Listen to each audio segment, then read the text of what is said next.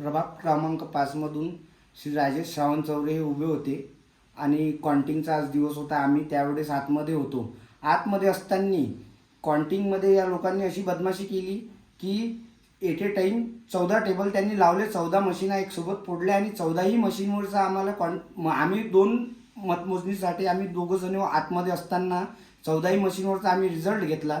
पहिले 14 एक राऊंड झाल्यानंतर यांनी आम्हाला टोटल सांगितलं नाही 14ही मशीनवरचं.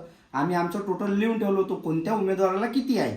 त्याच्यानंतर दुसऱ्या 14 दुसऱ्या राऊंडमध्ये दुसऱ्या नंबरवर म्हणजे 14 दुसऱ्या राऊंडमध्ये 14 मशीना फोडल्या गेल्या. त्याच्यानंतर त्याचं टोटल घेतलं आणि तिसऱ्या राऊंडला 2 मशीना ओपन झाल्या, त्याचंही टोटल गेलं. परंतु यांनी एकही वेळा आम्हाला पहिल्या राऊंडचं टोटल नाही सांगितलं, दुसऱ्या राऊंडचं टोटल नाही सांगितलं, तिसऱ्या राऊंडचं टोटल नाही सांगितलं आणि बीजेपीचा हा कॅन्डिडेट डायरेक्ट विजयी घोषित करण्यात आला. ना बाहेरचं अनाऊन्समेंट केलं ना काही केलं.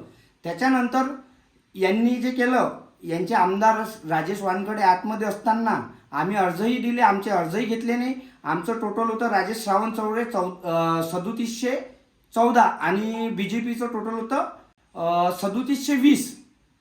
आम्ही फक्त 6 मतांनी हारलो, 6 मतांनी आमच्या हिशोबाने. पण त्यानं रिझल्ट घोषित करण्याची राजूभाऊ, तुमचे किती मतं सांगितले राजूभाऊ? 3614 यायले 3614 सांगण्यात आले अनाउन्समेंटच्या वेळेस आणि त्यांना 3742. तर आमच्यासोबत हे पूर्णपणे यांनी पूर्ण गेम केला आहे आमचा. आम्ही समजू शकतो, आम्ही जर 6 मतांनी हारलो असतो तर आम्ही अशी हार स्वीकार केली असती.